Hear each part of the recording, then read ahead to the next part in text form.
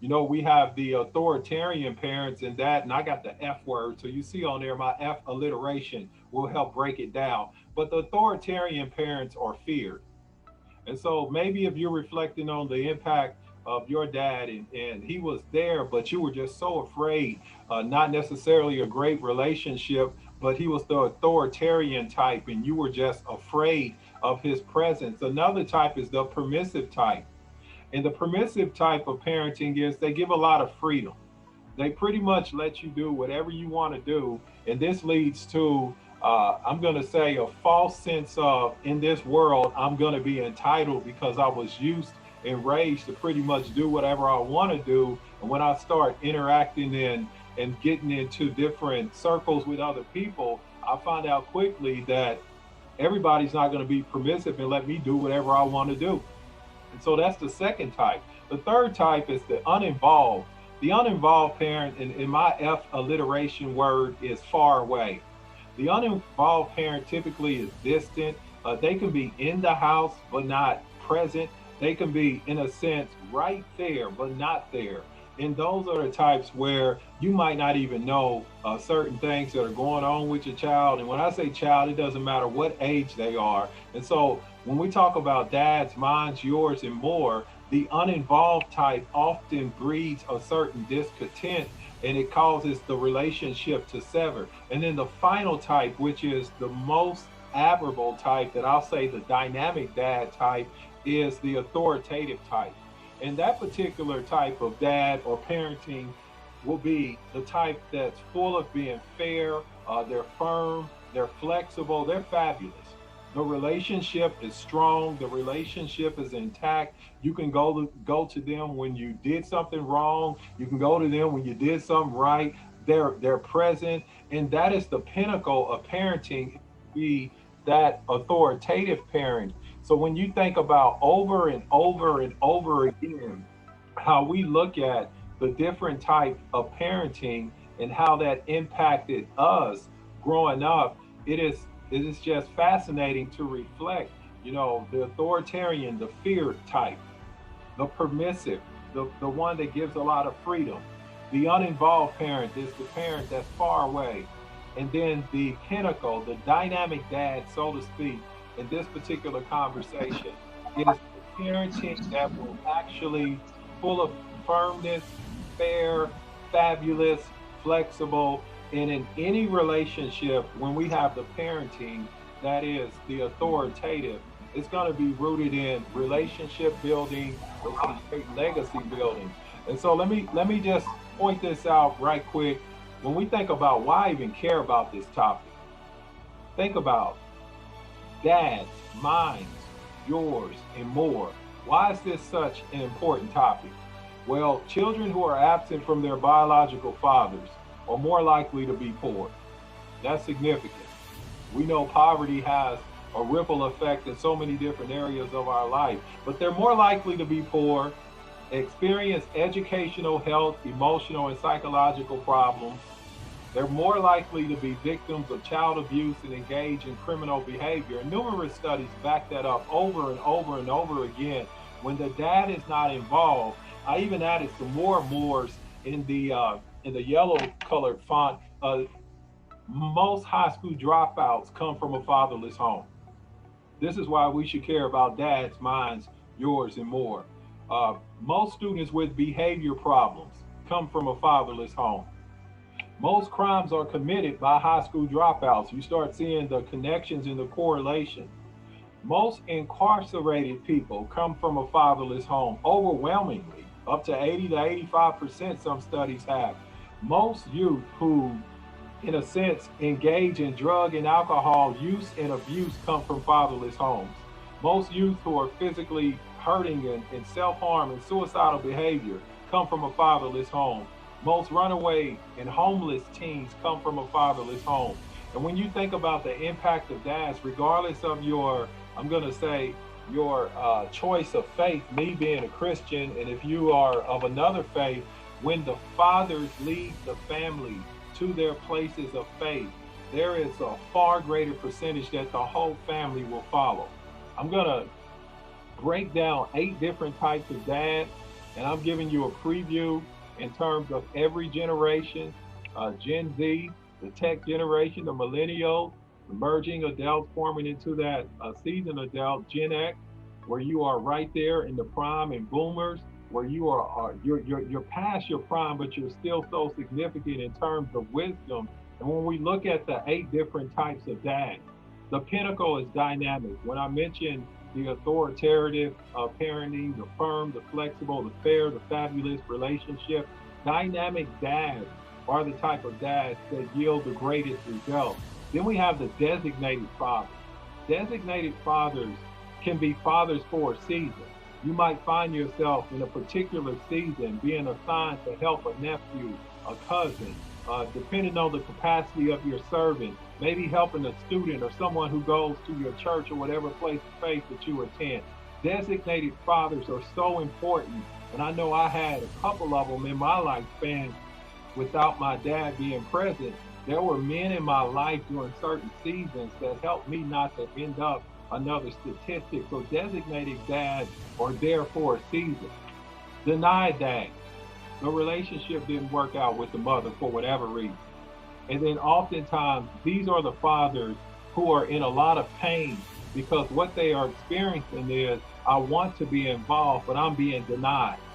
I am being in a position where I want to be that dynamic dad, but it's challenging because my mother, the mother of our child, and I didn't have a great, in a sense, ending to the relationship, and maybe she has custody, or maybe a family member has custody, and I'm being denied of certain things. So that is the denied dad. And then when we look at the do too much dad, that's the helicopter type.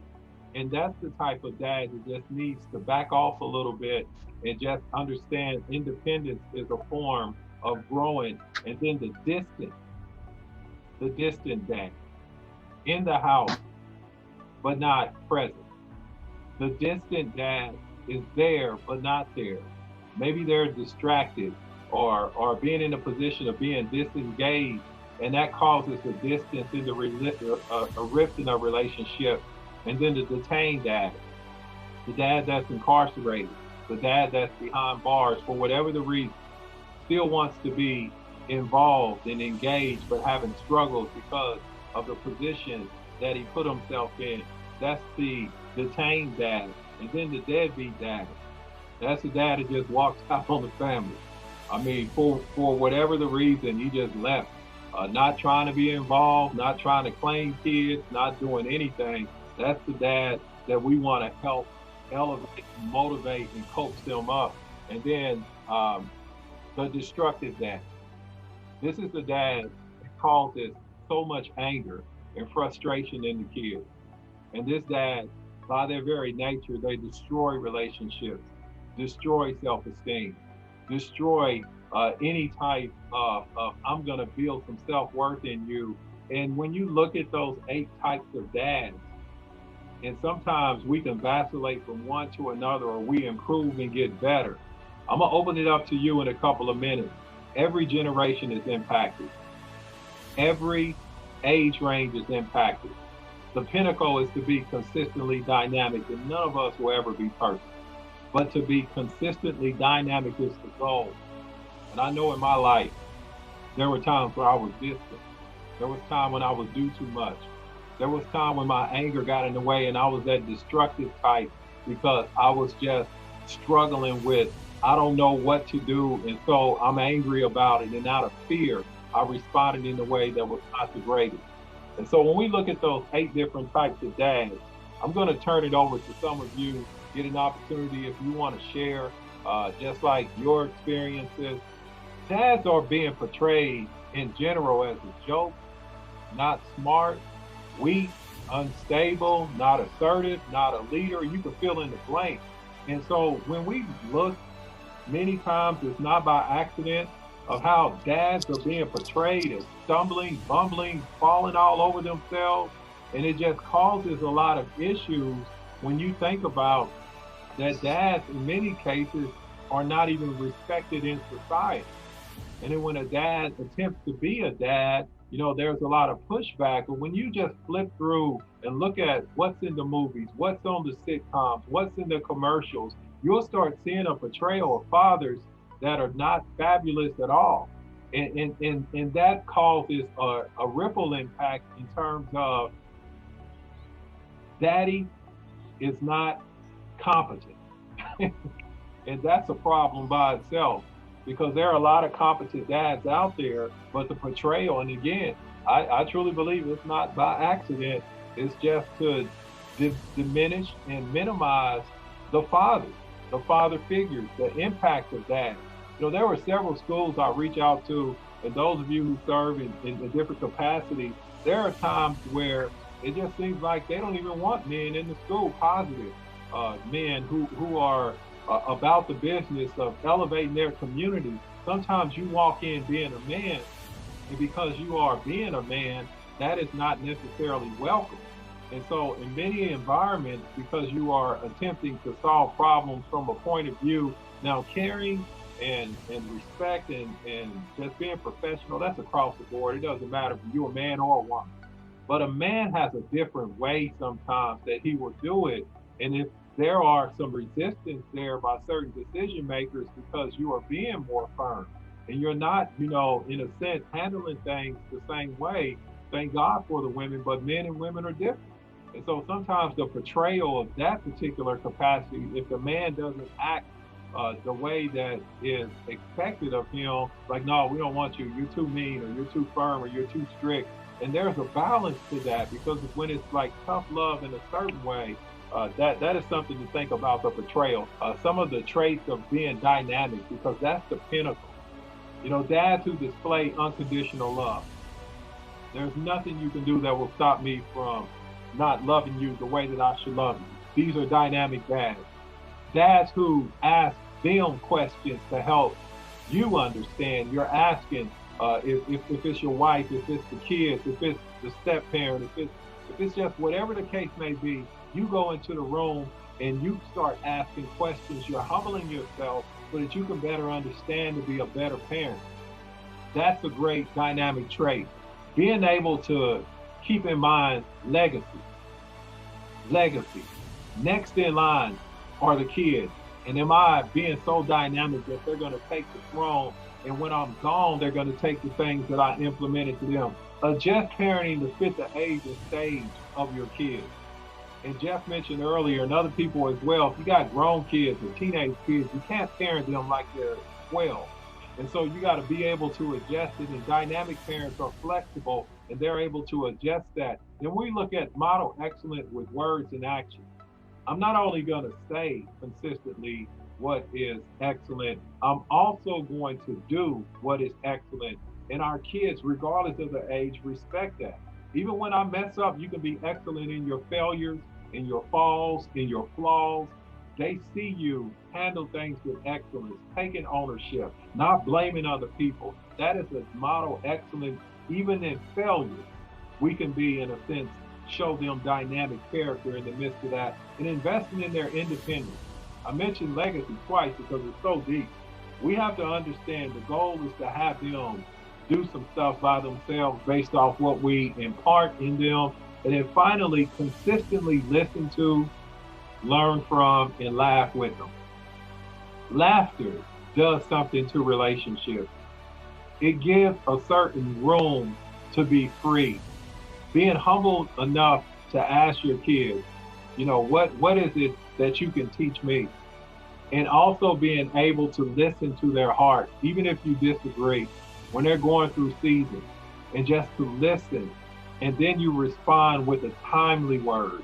That is so fascinating. And so that is a piece, and I'm just grateful across the board. My wife Sandra has helped me to be dynamic, because when I talk about that listening piece, sometimes the mother or the mother figure in the house can give a different perspective of how you are parenting with a heart of love, and just say, Anthony, I know what you're trying to do, but you're coming off too harsh. Maybe if you listen with this point, and I disagree as well, but just let them get it out. These are some great things that we can do. And when we think about the portrayal and what real men do and how they come across, It is very fascinating to see the transformation of how we can grow up without a dad and become a great dad. How we can be a horrible dad and we humble ourselves and get some support, some help, some life experiences, and we change, and our kids can see the transformation throughout the process. When we talk about dads, mine, yours, and more, the whole cusp of our society, what we're on the cusp of going forward, the men, the dads, the ones that are involved, we thank God for the women because many times they're stretched doing whatever. But just to have that balance and to have, I like what Camille said earlier, just like she's holding it down, phenomenal single mom. But just to have the balance to understand she's not one of those to be like, well, I don't need your help, I got this. We need each other to change this world. We need each other to change this world. So keep that in mind going forward.